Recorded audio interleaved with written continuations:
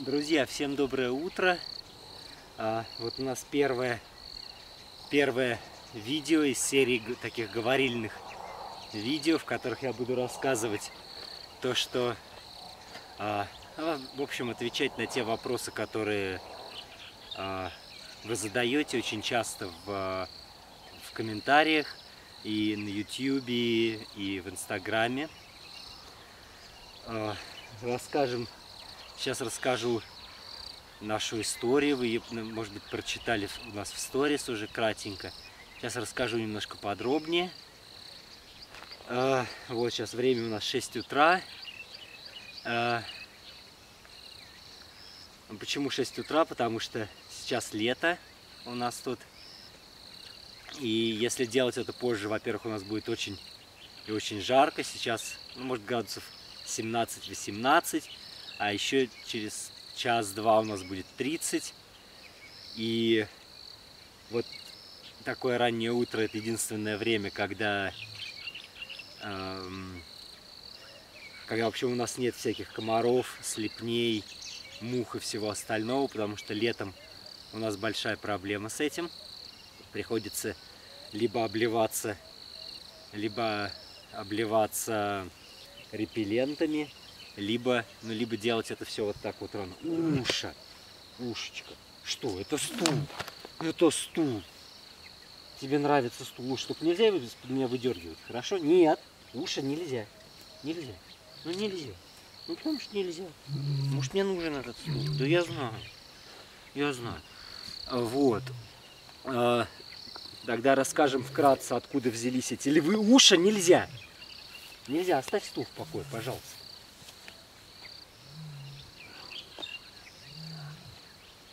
Ну, на самом деле, ушенька, ну что такое? Ну что? На самом деле, значит, где мы живем? Вот первый, вы очень часто спрашиваете, а где мы вообще находимся, где мы живем, можно ли к нам приехать?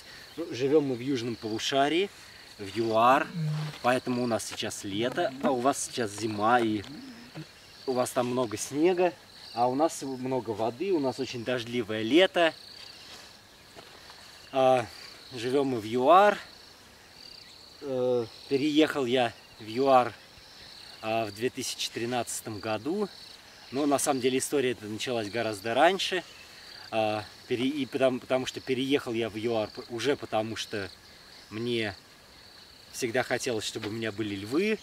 И я решил, что если хочешь завести львов, то куда же нужно ехать тогда? Ну, конечно же, в Африку. Потому что всем известно, что львы живут в Африке. И я решил, что вот нужно, значит, ехать в Африку, если хочешь иметь дело со львами. Нарюха, Нарюха, ну только ты там не балуйся, хорошо? Не балуйся. На самом деле интерес к львам у меня появился там очень много лет назад, где-то с подросткового возраста, когда я там в первый раз прочитал книжки Джой Адамсон про львицу Эльсу и был поражен вот этим таким доверием и такой дружбой между человеком и львом. И с тех пор у меня появилась вот эта идея, которая никуда не исчезала, о том, что вот мне просто вот очень нужно, чтобы у меня когда-нибудь был лев или львица, потому что Эльса была львицей. Но потом какое-то время это все оставалось. Так, нельзя, эй, ну не грызи ты, господи. Эй, не грызи. Хватит, Чиктейл, хватит жрать стул, пожалуйста. Нарю. Потому что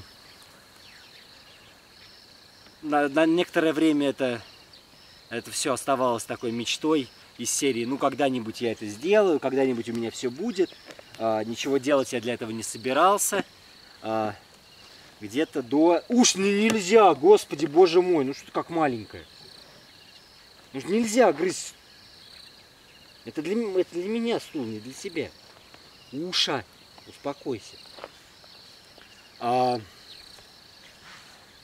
То есть это все оставалось такой мечтой из серии, что когда-нибудь, пока где-то в 2010 году В общем, мне исполнилось 30, и я решил, что вообще-то говоря, уже надо что-то делать, если хочешь что-то изменить в жизни и получить, и достичь того, чего на самом деле хочется, нужно что-то делать. И я решил, что пора переходить к активным действиям. Фигтейл, не грызи стул, господи, боже мой! Фиг. Ну не грызи стул, вот. Ну что ты как маленькая? Фика. Уж нельзя. Уша! Нельзя! Что это такое? Успокойся. Успокойся. Что ты возбудилась?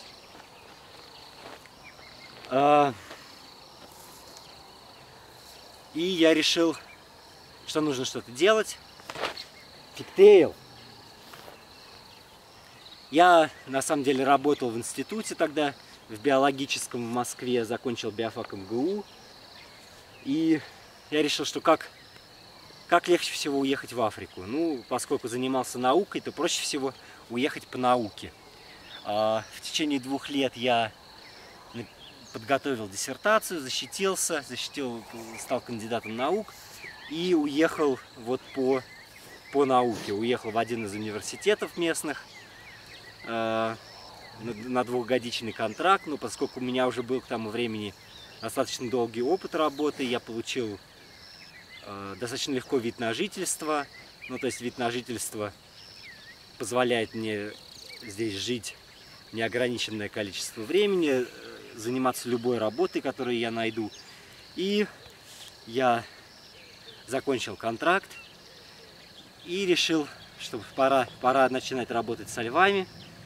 Нашел одно место, такое вроде питомника, с туристическим, плюс они принимали туристов.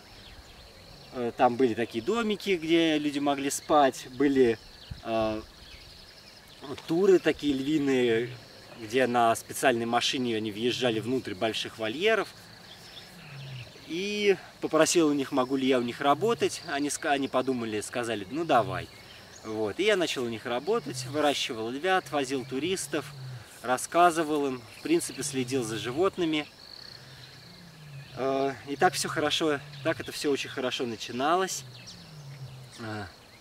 Но, к сожалению, где-то, наверное, в течение 6 месяцев работы уже стало понятно, что все, что мне рассказали и все, что я увидел, когда приезжал туда как гость.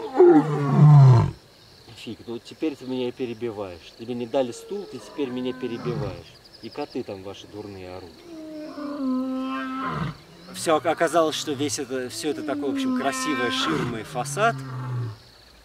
И что на самом деле вот львят, которых я там выращиваю, их на самом деле выращивают для продажи на охоту, на трофеи. Вот. При том, что вы понимаете, что эти львята выкормлены из бутылки, то есть они ручные, они не боятся людей.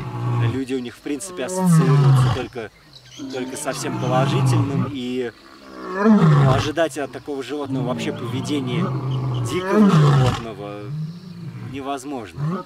И вот таких животных, как вот вы сейчас видели, как они приходят, в общем, могут продать на охоту. И я решил, ну, я не смог продолжать там работать. Уволился и уехал в Москву на какое-то время, потому что, ну, на самом деле, средств у меня тогда не оставалось, ни чтобы жить в ЮАР, ни чтобы сделать что-то со львами. Уехал в Москву. Уезжая, я пообещал своим зверям, что я к ним вернусь еще, что я их не брошу там. Вот. Ну, через полгода получилось вернуться. Я продал Московскую жилплощадь. Вот. И с этими деньгами вернулся выкупать их. И вот выкупил вот Нарюшу, Фигтейл и всех 4 котов, которые не приходят, но они где-то здесь. к тому времени у меня уже был контакт вот другого места, другой фермы, на которую я их перевез. И вот где мы сейчас как раз находимся уже 4 года. И здесь уже на ферме были 2 хозяйских львицы. Вот Ушенька и Триша. И они, то есть моих львов подселили вместе с ними. И они вот к нам прибились. Они к нам прибились, и я решил, что ну пусть тоже будут моими. Там с Ушей было забавно, потому что у хозяев были проблемы с деньгами. И у них был трактор, который нужно было починить. Там были проблемы какие-то со сцеплением у этого трактора. И я им занял денег. А потом мне сказали: давай мы тебе Ушу отдадим вместо денег. И вроде бы деньги были нужны, но я не смог отказаться от Уши. И, ну, в общем, конечно же, сейчас не жалею, Уша совершенно невероятная. Вот, наверное. То есть какой-то человек, который ее вырастил, сделал совершенно прекрасную работу. То есть она такая даже более ручная, чем все эти львята, которых вырастил я. Вот, на самом деле история вот с этими львами, она немножко все более сложная. Я говорю, что я их там выкупил и перевез. Но на самом деле я перевез Левоньку, я перевез сначала. Потом через 2 месяца я перевез Кучука. Вот только потом я уехал в Москву добывать деньги. И по возвращению я, соответственно, выкупил Best Friend и Milky Way, и вот этих вот 2. А вот эту фигтейл, на самом деле, я еще искал несколько месяцев, потому что ее к тому моменту, когда я приехал вот на ту старую ферму, ее уже продали. Но думаю, что про это, на самом деле, я расскажу в тех роликах, когда я буду рассказывать отдельно про каждого из котов. И просто уже как часть их отдельной истории. Вот, а сейчас мы вот 4 года уже живем вот здесь, на новом месте. Куча пришел, Куча. Ты помнишь, как тебя лечили, когда ты был мелкий? И это тоже мы расскажем, да? Тоже расскажем, но когда про тебя будем рассказывать. Вот, почти все эти звери, на самом деле, имели некоторые проблемы со здоровьем, когда были маленькие. Левонька, Куча, Milky Way. Ну, Кучук даже и до сих пор их имеет, и будет их иметь. И, ну, Нарька у нас вся очень странная, так сказать, в медицинском плане.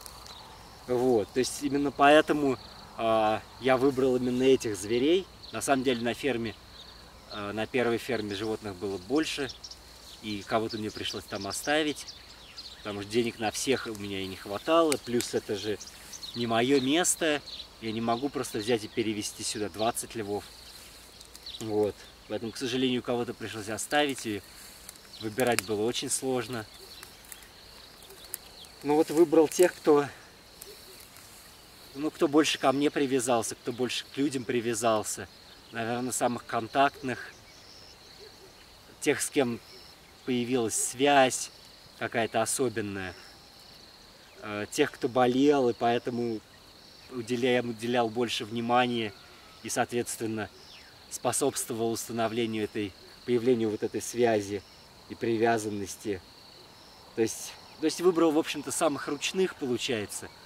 Ну, наверное, тоже это правильно, потому что, ну, совсем ручных животных позволить им пойти на трофеи для охотников, это как-то совсем неправильно. Ну уж только не трогай камеру, пожалуйста. Не подбирайся к ней, не надо. Уша, уж не надо, пожалуйста. Уша, ну иди ко мне. Ушенька, ко мне. Уши ко мне. Уша. Смотри, ну что она делает? Вот, и сейчас мы здесь живем. Я, к сожалению, по силу стечения обстоятельств вынужден уезжать от них. И приезжаю я только каждые вторые выходные. Я работаю примерно за 300 километров от них, даже в другой провинции. Ты моя, господи, ты моя хорошая. Вот мы стараемся по максимуму использовать время, которое у нас с ними есть. Вот. И надеяться на то, что скоро я к ним приеду снова.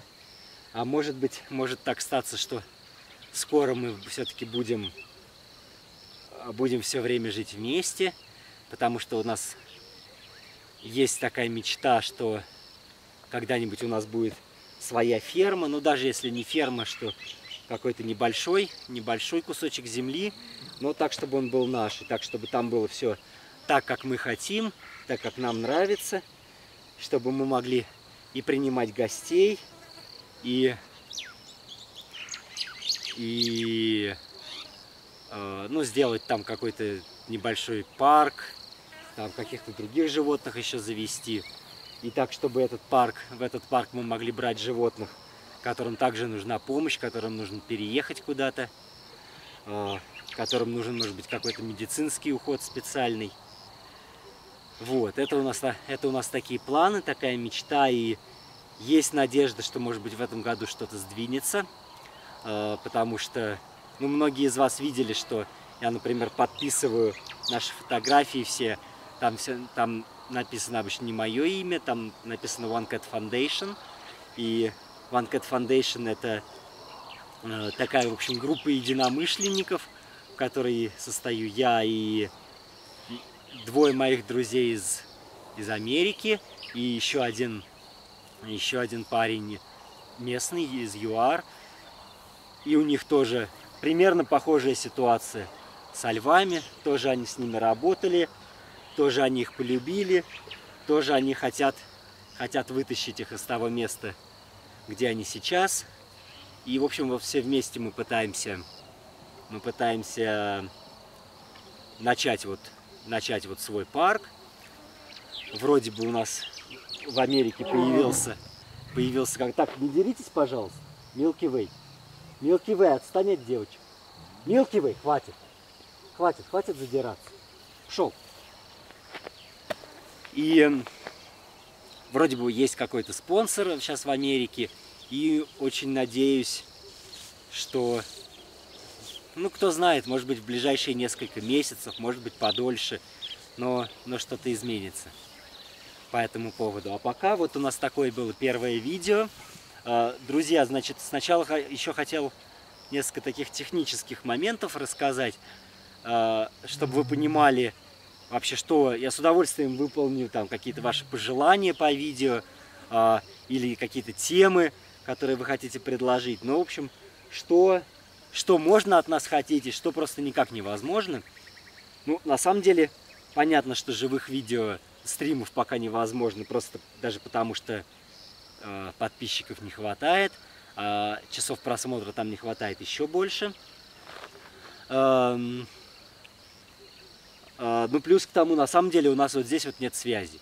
То есть из львиного вольера мне просто позвонить по WhatsApp, это очень большая проблема.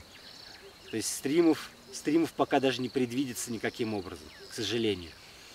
А второе, то что, как вы видите, вот камера у нас не движется совсем. Вот появилось солнце, и начали вылезать вот эти все летающие чудовища. Значит, вы видите, что камера стоит на штативе, она не двигается. Все потому что я делаю вообще все один. Я все снимаю, оператора у меня нету. Вы видите, что коты пытались сделать со стулом сначала. И то же самое они сделают со штативом, если его поставить внутрь вольера. То есть штатив сейчас стоит за оградой. Вот, поэтому видео получаются такие достаточно однообразные. Но посмотрим, мы попробуем, может быть, селфи-палку и делать видео с телефоном. Но это пока тоже займет время, потому что вот все нужно подготовить. Очень здорово, что мы сделали вот это такое первое видео, сразу же вскрылась куча всяких технических проблем, которые нужно решить. Вот. Потом, друзья, есть такой вопрос. Вот у меня изначально YouTube был, не канал, он, сейчас пока еще не совсем канал, а такой типа помойкой для видео, куда я сбрасывал вообще все, что есть. Вот. И скажите, оставить вот эти вот маленькие видео, которые я туда загружал, или не надо, или не стоит захламлять и выкладывать туда только что-то длинное, ну либо совсем интересное, а тогда вот эти вот маленькие проходные видео убрать. Потому что, ну, мне казалось, что вот что-то из этих видео там может быть интересным. Но с другой стороны, специфику YouTube я не знаю. И пока не очень понимаю, как там все работает. К счастью, вот мне друзья, опытные ютубщики, помогают очень советами. Но, в общем, вот такой вот вопрос. То есть напишите там в комментариях, оставлять все это или все-таки не надо. Вот, кажется, у нас на самом деле все на это время. Вот кошки решили, что они будут спать, потому что уже становится жарко, уже вот длинные рукава и вся эта вот теплая одежда уже как-то некомфортно. Кошки завалились в траву высокую и сейчас собираются отойти ко сну и уже проснуться где-то ближе к вечеру. Вот, а так большое спасибо всем за то, что смотрели. Первый блин комом, но надеюсь, что что-то получилось, и, по крайней мере, какую-то информацию мы рассказали, ответили на какие-то вопросы, самые частые. Вот. Еще также мы планируем будем снимать истории каждого из котов отдельно. Погуляем по вольеру с вами, чтобы посмотрели, как они живут. Вот, в общем-то и все тогда на сегодня. Всем спасибо.